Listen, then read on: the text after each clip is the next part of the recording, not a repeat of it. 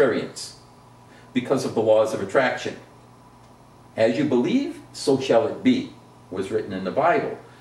Everything that you believe is going to be validated to the exact degree that you hang on to the belief, whether it be a true belief or an erroneous belief.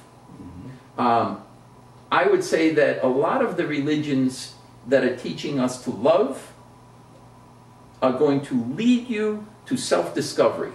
And if you are finding that whatever path you happen to be on, whatever belief system you happen to be following, whatever religion you're following right now, if you can move that point where you are to unconditional love, by all means, keep on where you are. Keep that religious belief. If it moves you to a point of judgment, then you better look at it a little deeper and find, is there some way to move from where you are to non-judgment? So I'd say that religions may have started at their core teaching the higher truths, but they have evolved into something else along the way. Right. And many of the religions today are keeping people under a thumb, and they're controlling and manipulating rather than freeing. Okay, so you're saying that unconditional love, which hasn't been practiced probably since the days of Jesus, truly practiced. What is unconditional love? Is it loving with conditions or without conditions? Is it loving without expectations? And why does the world today live with conditional love, with expectations? How do we get out from underneath that veil of living with conditions and living with expectations? Well, now again, I'm going to go back to my roots because I was brought up Christian. And one of the things that Christ spoke of, he said, when they asked him about certain aspects of creation, and he said, I'm in the world but not of the world. Our attachment to the form that we see ourselves surrounded by is the major obstacle to standing in the way of our experiencing unconditional love.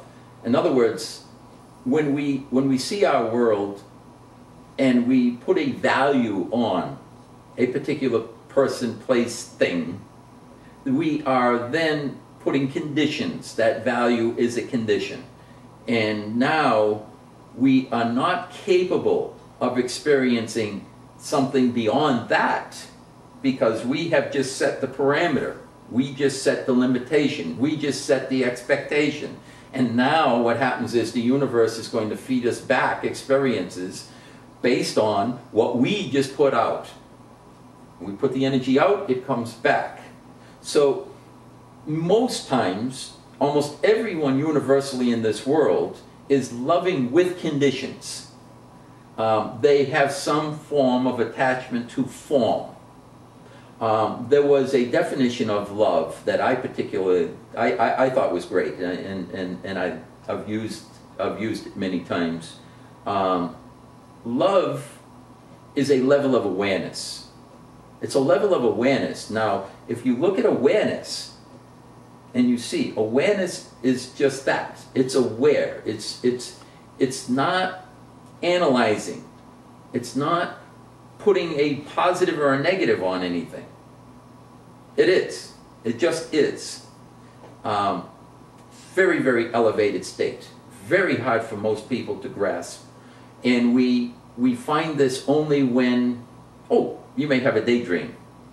I know we've all had these moments where you're lost in time, just for maybe 5 minutes. Some people might take 2 minutes or 5 minutes or 15 or whatever. But in that moment, when you are just watching the sunset, for example, and your mind is clear, and you're centered, and you're just feeling this euphoria, in that moment, you are escaping the thought patterns of the human judgmental mind. You're experiencing unconditional love. Just for that moment. Now, as a spiritual entity, we all have the ability within us to take that vibration and embrace it and expand upon it and become one with it. We haven't been encouraged to do this. in this world. Okay, so when you talk about the secret and basically saying, wow, if I learn